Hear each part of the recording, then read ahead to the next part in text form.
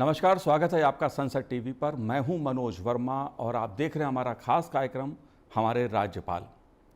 राज्यपाल की इस कड़ी में इस बार हम बात एक ऐसी विभूति से करेंगे जो अपने संवैधानिक दायित्वों का निर्वहन तो करते हैं, लेकिन सामाजिक कार्यों के चलते बात चाहे प्राकृतिक खेती की हो, स्वच्छता की हो, ऊर्जा बचाने की हो, बेटियों को पढ़ाने की हो या जल संचय की हो, उसके लिए अधिक सुर्खियों में रहते हैं।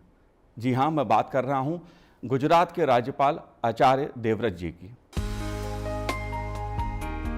गुजरात के राज्यपाल आचार्य देवव्रत का जन्म 18 जनवरी 1959 को पानीपत जिले के समालखा कस्बे के पावटी गांव में हुआ था और वे लंबे समय तक हरियाणा के कुरुक्षेत्र स्थित गुरुकुल के प्राचार्य रहे हैं। स्वामी सिद्धानंद जी द्वारा स्थापित कुरुक्षेत्र गुरुकुल को बुलंदियों तक पहुंचाने में आचार्य देवव्रत जी की महत्वपूर्ण भूमिका रही है। उन्हें भारतीय संस्कृति और वैदिक मूल्यों के प्रचार प्रसार की दिशा में काम करने और लड़कियों की शिक्षा को बढ़ावा देने के लिए जाना पहचाना जाता है। आर्य समाज से जुड़े आचार्य देवव्रत वैदिक संस्कृति और परंपराओं के बड़े समर्थक हैं। नशा मुक्त सोसाइटी और गांव के विकास के कार्य में गहरी रुचि लेने वाले आचार्य देवव्रत आयुर्वेद, नेचुरोपैथी और प्राकृतिक खेती को प्रोत्साहित करते हैं। गुरुकुल से पढ़े देवव्रत जी ने बीएड की शिक्षा के उपरांत इतिहास में परास्नातक तक की शिक्षा हासिल की है।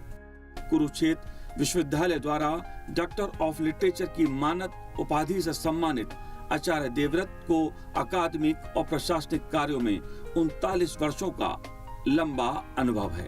गैर राजनीतिक पृष्ठभूमि से आने वाले गुजरात के राज्यपाल आचार्य देवव्रत किसानों को प्राकृतिक खेती से जोड़ने का महत्वपूर्ण कार्य करने के साथ साथ स्वच्छता, बिजली बचाओ, पर्यावरण संरक्षण, नशा निवारण जैसे कार्यों से लोगों को जोड़ने और जागरूक करने का भागीरथी कार्य कर रहे हैं। गुजरात के राज्यपाल से पहले आचार्य देवव्रत हिमाचल प्रदेश के राज्यपाल थे। गुजरात के राज्यपाल आचार्य देवव्रत जी की गुरुकुल से राजभवन की यात्रा खासी रोचक रही है। आचार्य देवव्रत जी, आपका स्वागत है संसद टीवी पर। धन्यवाद। सार्वजनिक जीवन में अगर मैं बात करूं तो प्राचार्य के रूप में आपका एक लंबा समय शिक्षा की दृष्टि से गुरुकुल की स्थापना में बीता है। गुरुकुल से जो राजभवन की यात्रा है, इसके क्या मायने हैं, क्या संदेश है इसका? कुरुक्षेत्र गुरुकुल की स्थापना 13 अप्रैल 1912 में स्वामी श्रद्धानंद जी ने की थी।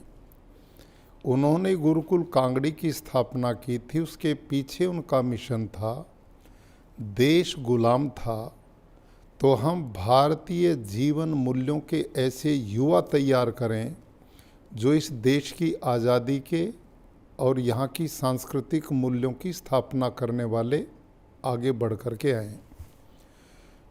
तो 1981 में मैंने 21 वर्ष की आयु में गुरुकुल कुरुक्षेत्र का मैं प्रधानाचार्य बना। लगातार 35 वर्ष तक मैंने वहाँ प्रधानाचार्य के रूप में कार्य किया। उस कार्यकाल में गुरुकुल का सर्वाधिक विकास हो पाया। इस समय 1500 छात्र 19 प्रांतों के वहाँ पर हैं। वहाँ बच्चे आईआईटी, पीएमटी, एनडीए में बहुत बड़ी मात्रा में जाते हैं। इस एक साल में इसी वर्ष मेरे 13 बच्चों ने एनडीए क्लियर किया है।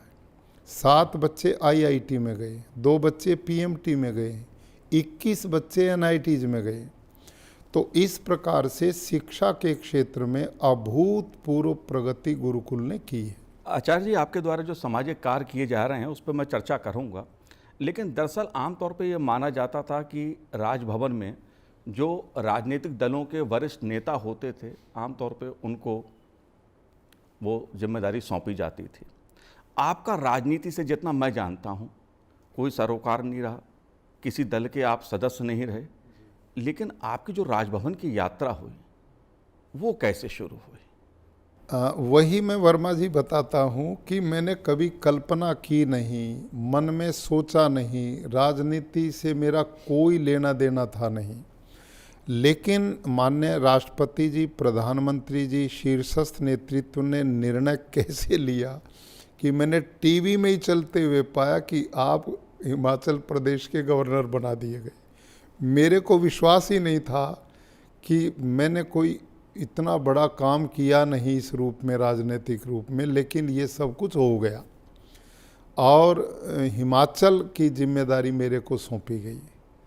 तो वहाँ जाते ही मैंने अनुभव किया कि जब हमारे उच्च नेतृत्व ने इतना विश्वास किया है तो मैं हट कर के कुछ काम करूं और इतना काम करूं कि इस पद की सार्थकता सिद्ध हो जाए जी। तो वहाँ रहते हुए मैंने हिमाचल प्रदेश में प्रधानमंत्री जी का स्वच्छता अभियान, मैं वर्मा जी जो गाड़ियाँ मेरे काफिले में चलती थी, एक गाड़ी में मैं झाड़ू, तसले, फावड़े साथ लेके चलता था और मैं कहीं जा रहा हूँ, कहीं गंदगी मिली वहीं गाड़ी रोकी, झाड़ू शुरू। किसी गांव में गया, गांव में गंदगी दिखी, रोकी, गांव में शुरू हो गया। जब गवर्नर झाड़ू लगाता तो गांव की महिलाएं, बच्चे, लोग इकट्ठे हो गए, साथ जुट जाते थे और इतना अभियान हमने हिमाचल में चलाया कि उस वर्ष हिमाचल प्रदेश देश में स्वच्छता में प्रथम आया जी।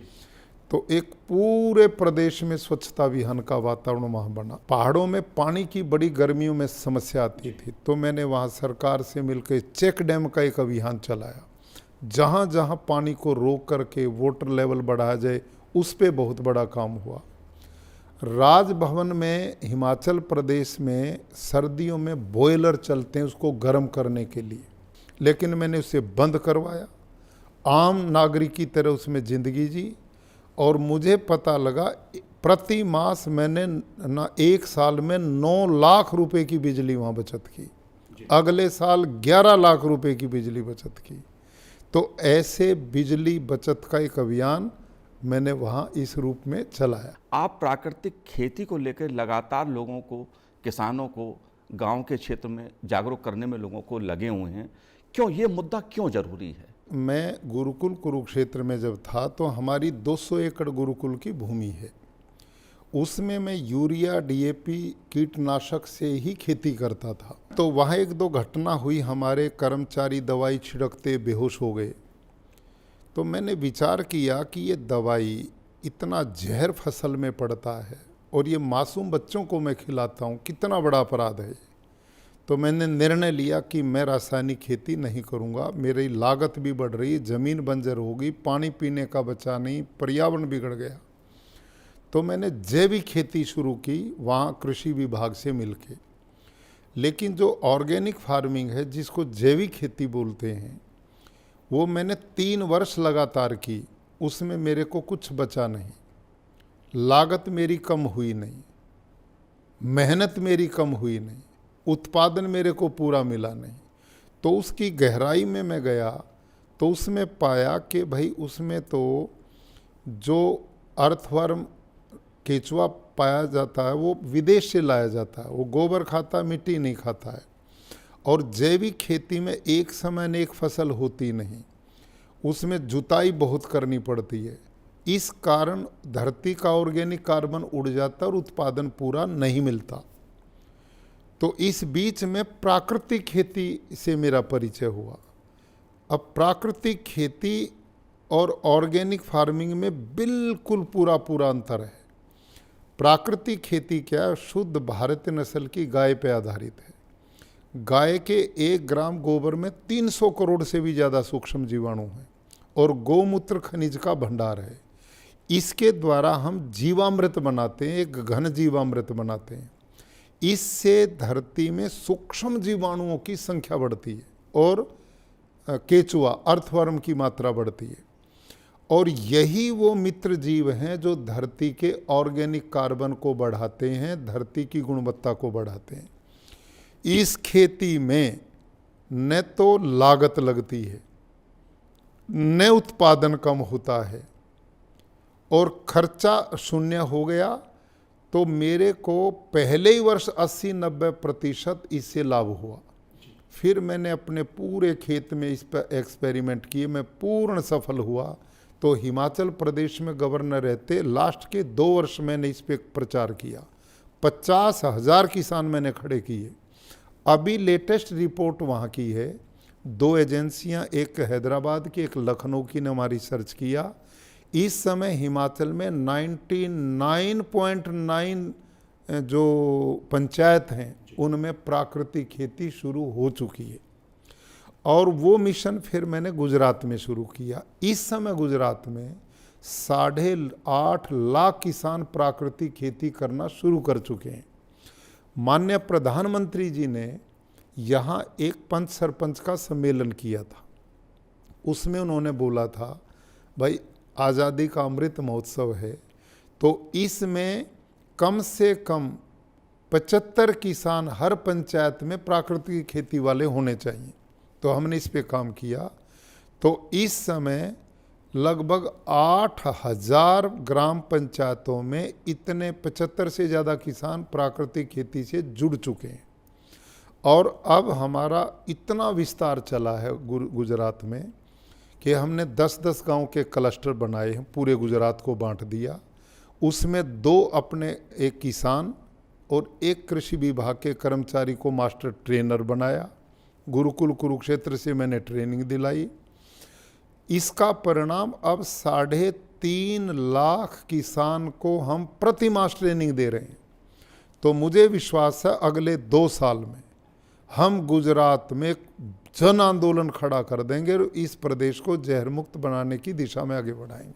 राजभवन में एट होम की परंपरा हिमाचल प्रदेश और दूसरी जगह भी होती है, लेकिन आपने कुछ परंपरा के स्वरूप को बदलने की भी पहल की, क्यों और उस बदलाव का क्या असर हुआ? मैंने कभी राजभवन गवर्नर बनने से पहले कोई देखा नहीं था। मैं हिमाचल प्रदेश में 12 अगस्त 2015 को नियुक्त होकर के गया। मैंने वहाँ ज्वाइन किया। 3 दिन के बाद ही 15 अगस्त का कार्यक्रम था। तो वहाँ राजभवन में एक चर्चा थी, एट होम होगा, एट होम होगा। मेरे लिए बड़ी उत्सुकता थी, एट होम में भी देखूंगा क्या होता है। तो एट होम वाला दिन आया 15 अगस्त। शहर के प्रतिष्ठित लोग आए, जजेज आए, बड़े अधिकारी आए, मुख्यमंत्री मंत्रीगण आए। तो वो सब आके बैठ गए।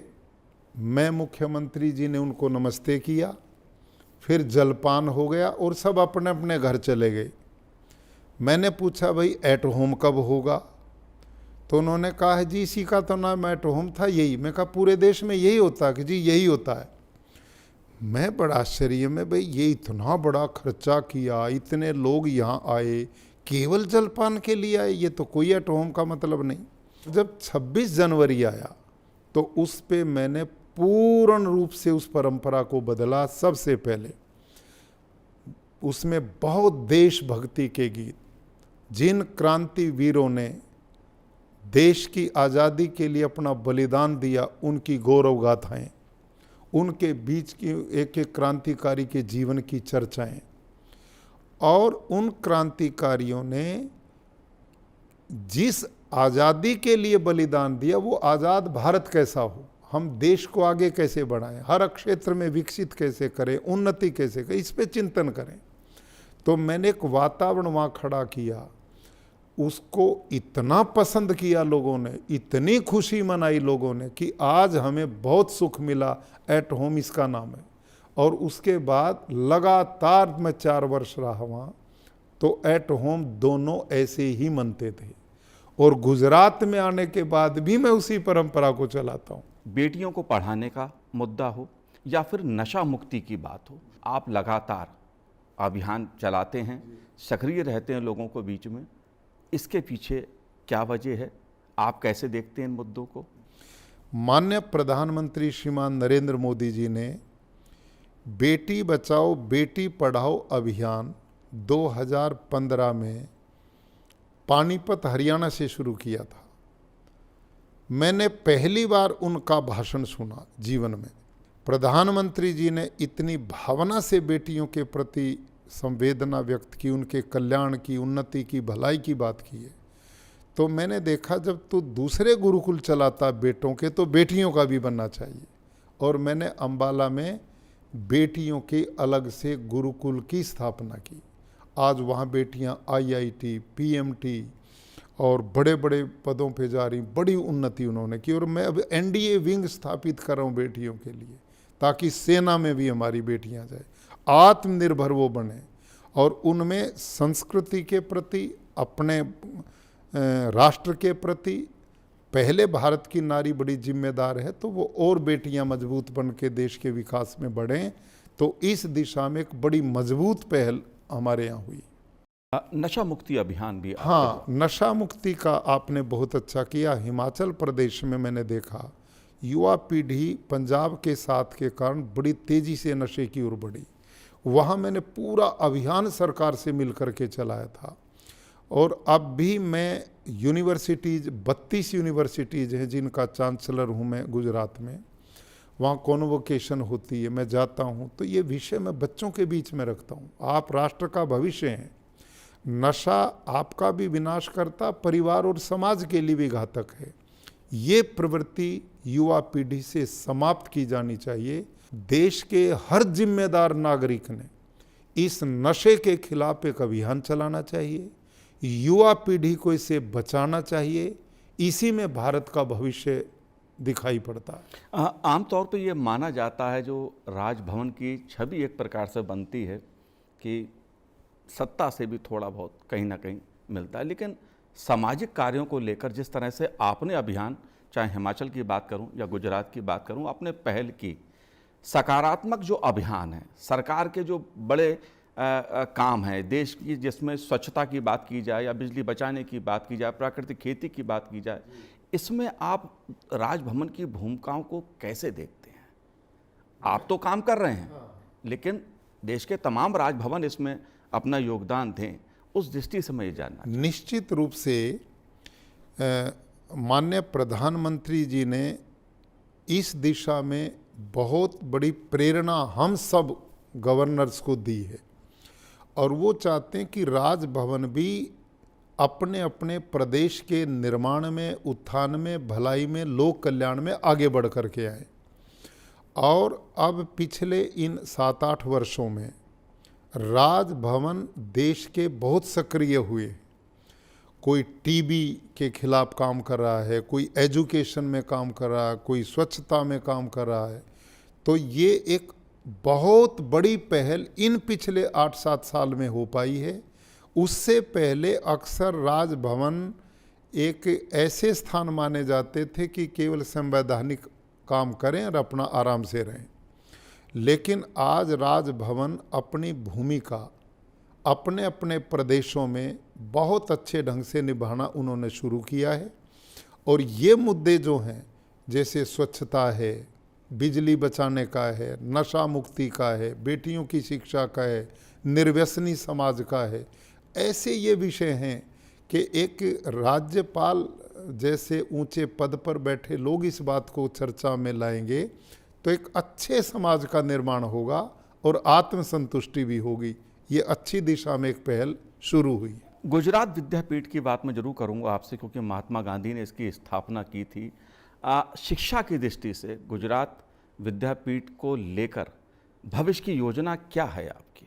मैं जब विद्यापीठ में पहली बार गया तो वहाँ बड़े गंदगी के ढेर चारों तरफ। मैंने कहा महात्मा जी होते तो हमें बड़ा वो डंडा होता तो दंडित करते।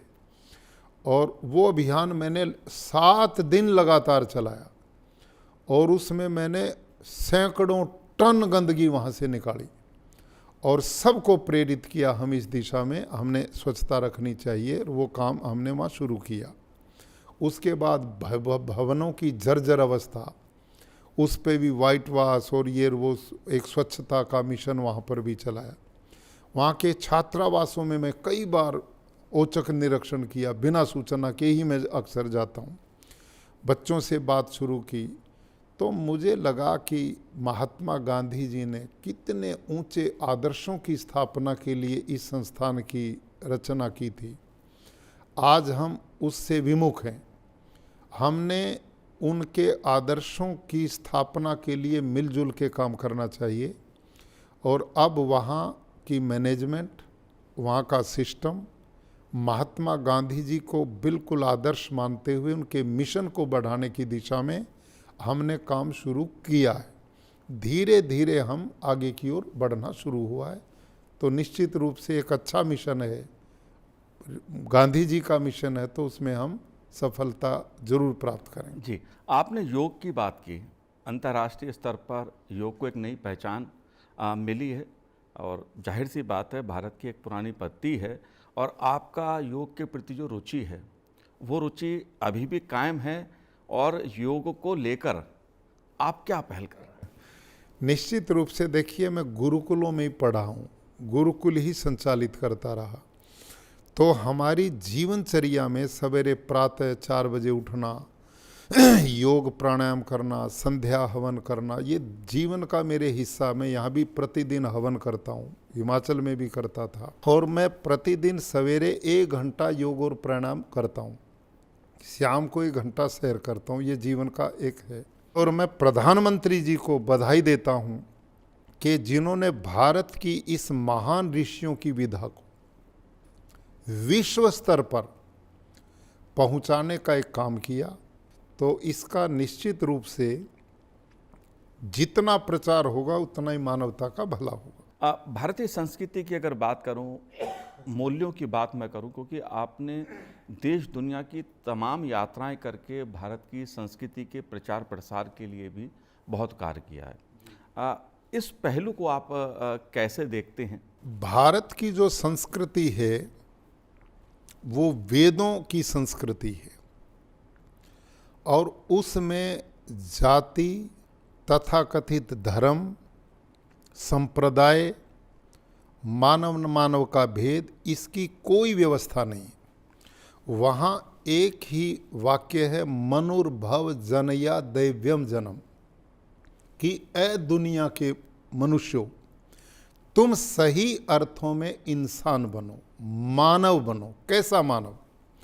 ऐसा मनुष्य जो दूसरे के दुख को अपना दुख समझे, जो दूसरे के दुख के आंसुओं को अपनी आंखों से बहा सके, ऐसा मनुष्य जो दूसरे के घाव को अपने हृदय रूपी मरहम से ठीक कर सके। ये है भारतीय संस्कृति का मूल आधार। और भारत ही एक ऐसी संस्कृति का देश है जिसने समस्त विश्व को परिवार माना है। बाकी देश जो हैं वो अपनी अपनी सोचते हैं, लेकिन हमारी जो संस्कृति है उसमें स्पष्ट लिखा है, अयम निजः परोवेति गणना लघु चेतसाम उदार चरिता नाम तु वसुधैव कुटुम्बकम। ये तेरा है, ये मेरा है, ये अपना है, ये पराया है, ये छोटे लोगों की बात है। सारा विश्व का प्राणी मात्र मेरा परिवार है। इससे बड़ा चिंतन, इससे बड़ी सोच, इससे बड़ी परंपरा, संस्कृति और क्या हो सकती है? जहाँ प्रतिदिन हमारी प्रार्थना में गाया जाता है, सर्वे भवन्तु सुखिनः, सर्वे सन्तु निरामया, सर्वे भद्राणि पश्यन्तु माँ कश्चित् दुख भाग भवेत्। हे भगवान, दुनिया का कोई भी प्राणी दुखी ना हो, सब निरोग स्वस्थ हों, सबका भला हो, सबका कल्याण हो, सबकी स्वस्थि मुक्ति हो। अब इससे बड़ा चिंतन, इससे बड़ा सांस्कृतिक मूल्य दुनिया में कहाँ है? ये है भारत की संस्कृति। और यहाँ वेद में स्पष्ट लिखा है, यस्तु सर्वाणि भूतानि आत्मेवानुपश्यति यत् सर्वभूतेषु चात्मानं ततो न विचिकित्सति। यहाँ तो कहा भगवान किसको मिलते हैं कि जो व्यक्ति दूसरे की आत्मा को अपनी आत्मा में देखता है और अपनी आत्मा को उसकी आत्मा में देखता है। यानी कि उसका सुख दुख मेरा सुख दुख, मेरा सुख दुख उसका सुख दुख, इतना प्रेम भाव।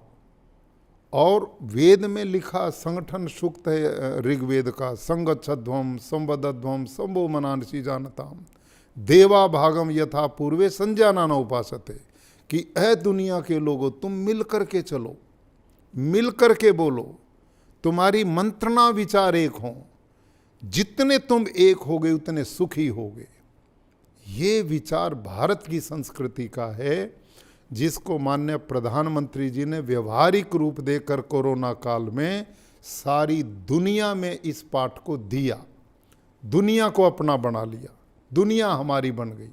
आज भारत की गरिमा और गौरव सारे विश्व में जो फैली है और प्रधानमंत्री जी ने भारत संस्कृति के उन मूल तत्वों को पकड़ करके जो प्रचार किया है, उसका परिणाम आज पूरी दुनिया भारत के प्रति आकर्षित है और इसका सम्मान कर रही है। वो कौन सा तत्व है, वो कौन सा विचार है जिसने पिछले कुछ अरसे में गुजरात को अर्थव्यवस्था की दृष्टि से या दूसरे विकास की दृष्टि से मैं कहूँ एक अग्रणी राज्य के रूप में देश दुनिया के सामने स्थापित किया है? वो विचार क्या है, वो तत्व क्या है? इस प्रदेश में बाकी भारत के दूसरे प्रदेशों से एक बिल्कुल अलग ही वातावरण है। तो यहीं के लोगों से मैंने भी, जैसे आपने मेरे से प्रश्न किया, वैसे ही मैं यहाँ के लोगों से भी प्रश्न करता हूँ कि भाई ये अंतर क्यों है। तो सभी लोगों ने मेरे को बताया कि जी, जब से इस प्रदेश में प्रधानमंत्री मोदी जब मुख्यमंत्री थे, उस काल में उन्होंने जिस समर्पण से, जिस मेहनत से एक एक बिंदु को छुआ ही नहीं, उसको पकड़ करके उसको पूर्णता की ओर लेके गए। उन्होंने पानी पे काम किया तो नर्मदा के पानी को इस प्रदेश के एक एक कोने में पहुंचा दिया। यहाँ पीने का भी पानी नहीं था, खेती तो बहुत दूर की बात थी। तो पानी पे काम हुआ, किसानों के लिए जो ऋण व्यवस्था थी वो बड़ी सरल बनाई, सस्ती बनाई, उनको भूमि का लेवल करना, पानी के साधन देना और यहाँ की कृषि को उन्नत करने का काम उस रूप में हुआ।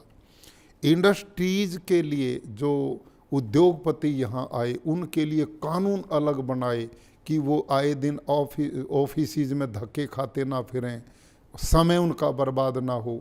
उनके लिए इतनी सरल व्यवस्था दी कि पूरे देश के उद्योगपति यहाँ आकर्षित होकर के आए। उद्योग बढ़े तो रोजगार भी बढ़ा, कृषि बढ़ी तो किसान की भी स्थिति बढ़ी।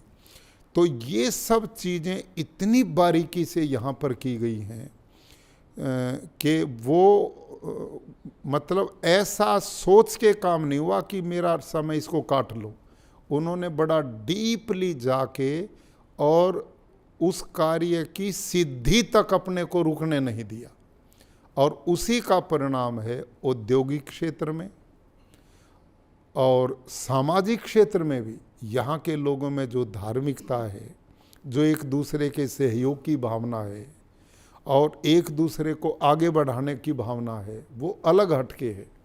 पूरा गुजरात मैं देखता हूँ कि व्यसन की दृष्टि से, क्राइम की दृष्टि से बहुत दूर है और विकास में यहाँ के सब लोग मिलजुल करके नए नए प्रकल्प चालू करते हैं और उसका परिणाम है यहाँ पशुओं की नस्ल पे बड़ा काम यहाँ पर अच्छा चलता है। खेती बाड़ी में अब मैंने प्राकृतिक खेती शुरू की, इतनी तेज़ी से लोगों ने इसे अपनाया है कि मैं कल्पना भी नहीं कर सकता। तो यहाँ के व्यक्तियों का, यहाँ के राजनीतिक लोगों का एक इच्छा शक्ति जो है आगे बढ़ने की, उसके पीछे प्रधानमंत्री जी ने ऐसी सोच पैदा की है कि लोग उस परंपरा का लगातार पालन करते हैं और ये प्रदेश हर क्षेत्र में पूर्ण विकास की ओर आगे है। जी, आचार्य देवव्रत जी, आपने हमसे बात की, बहुत बहुत धन्यवाद हमसे बात करने के लिए आपका। धन्यवाद। तो आज इस कार्यक्रम में इतना ही, मुझे दीजिए आज्ञा, नमस्कार।